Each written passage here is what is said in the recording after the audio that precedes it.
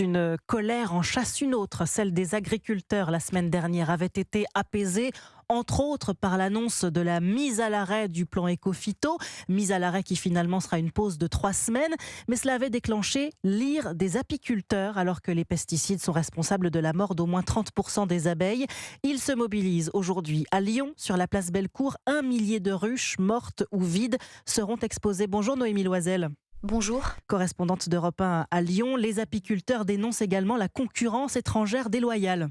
Oui, c'est le cas de Pierrick Morna. Cet apiculteur dans la Loire n'a toujours pas écoulé son stock de l'année dernière. Il lui reste 10 tonnes de miel. Il dénonce une concurrence déloyale de miel importé. Il y a des pays comme l'Ukraine, la Chine, qui exportent beaucoup de miel à moins de 2 euros du kilo en France, qui sont loin de nos coûts de production qui se situent à 6-8 euros, dont on ne peut pas rivaliser.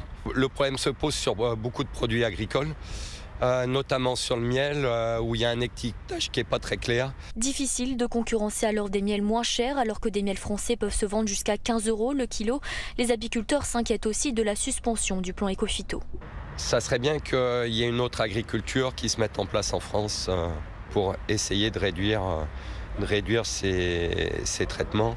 Mais voilà, il faut qu'il y ait une réelle envie du gouvernement d'aider les agriculteurs dans cette transition écologique. D'ici quelques minutes, les agriculteurs vont déposer 1 millier de ruches sur la place Bellecour.